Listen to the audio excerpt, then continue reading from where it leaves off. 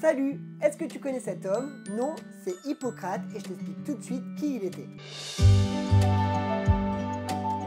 Hippocrate est un médecin grec né vers 460 avant Jésus-Christ et mort vers 377. Alors évidemment je dis environ car à l'époque les services de l'état civil n'étaient pas très au point. D'ailleurs on connaît très peu de choses sur ce personnage mais son influence fut considérable. Via l'école hippocratique, Hippocrate va structurer la médecine et la transformer en discipline distincte, notamment vis-à-vis de la religion, des croyances ou encore des superstitions. Sa grande nouveauté est notamment l'approche empirique, c'est-à-dire une méthode d'observation et d'analyse qui repose sur l'étude des faits et des comportements pour ensuite en retirer une démonstration irréfutable. De ce fait, son école va laisser un corpus très important pour poser les bases de la médecine. Toutefois, Hippocrate n'avait pas toujours raison. En effet, il sera notamment à l'origine de la théorie des humeurs. Une théorie où le corps humain serait influencé par 4 humeurs, le sang, la pituite, la bile jaune et la bile noire. Une théorie qui aura une grande influence jusqu'au 19e siècle.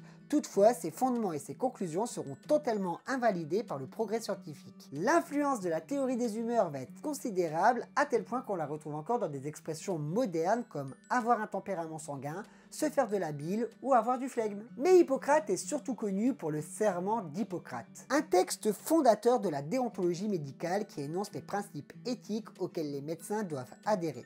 On y retrouve notamment la bienveillance envers les patients, la confidentialité des informations médicales et l'obligation de ne pas nuire. Révisé à de nombreuses reprises, ce serment reste une base importante de la médecine et est même rentré dans le langage commun. Voilà, vous en savez plus sur Hippocrate. Si vous voulez plus d'informations, rendez-vous sur dactylosine.com. Quant à nous, on se retrouve très bientôt pour une nouvelle vidéo. Salut!